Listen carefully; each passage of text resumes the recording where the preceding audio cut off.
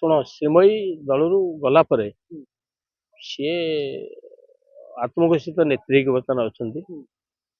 ସେ ବିଜେଡିର ଯେହେତୁ ବିଦ୍ରୋହୀ ନେତ୍ରୀ ହିସାବରେ ପ୍ରଥମେ ମୁହଁ ଖୋଲିଲେ ଯୋଉ ପାଣ୍ଡିଆନଙ୍କର ଶରଣାଗତ ସେ ହେଇଥିଲେ ଏବଂ ବିଭିନ୍ନ ପଦପଦୀ ମାଡ଼ି ବସିଥିଲେ। ସମୟ ଚକ୍ରରେ ଦଳରୁ ଦୂରେଇଛନ୍ତି। ଦେଖିଲେ ଦଳରେ ତାଙ୍କର ଭବିଷ୍ୟତ ନାହିଁ।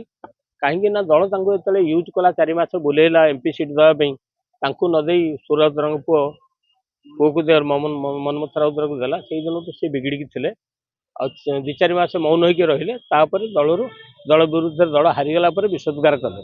ବିଷୋଦ୍ଗାର କରିବାରୁ ଏବେ ତାଙ୍କୁ ଦଳରୁ ବହିଷ୍କୃତ ହେବାକୁ ପଡ଼ିଛି ଏବଂ ସିଏ ମଧ୍ୟ ଏକ ବିକଳ୍ପ ଦଳ ସନ୍ଧାନରେ ଅଛନ୍ତି। ବିଜେପି କି ଯାଇପାରନ୍ତି। ତେଣୁକରି ସିଏ ତାଙ୍କୁ ବିଷୋଦ୍ଗାର କରିବା ସହିତ ଦଳରୁ ଦୂରେଇ ଗଲା ପରେ ଦଳ ବିରୁଦ୍ଧରେ କହିବା ସ୍ୱାଭାବିକ। କିନ୍ତୁ ତାଙ୍କର କହିବାର ପ୍ରଭାବ ସାମୟିକ ପ୍ରଭାବ ପଡ଼ିପାରେ, କିନ୍ତୁ ତା ଦ୍ୱାରା ଏକ ରାଜନୈତିକ ବାର୍ତ୍ତା ପୁରା ସାରା ରାଜ୍ୟକୁ ଯିବ ନାହିଁ।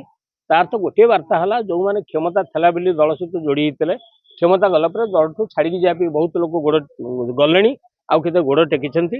ଯଦି ବିଜେଡି ତାର ନିଜକୁ ସୁଦୃଢ଼ ନ କରିବ, ସଂଗଠନ ବିଶ୍ୱାସ ବାର୍ତ୍ତା ନ ଦେବ, ତାହେଲେ ଦଳ ଦୁର୍ବଳ ହୋଇପାରିବ। ତେଣୁ ବିଜେଡି ଗଲାଣି ବିଗିଡ଼ି ଯଦି ନେତୃତ୍ୱ ଠିକ୍ ନ ହେବ ଆଉ ହେବ ନାହିଁ ସଜାଡ଼ି।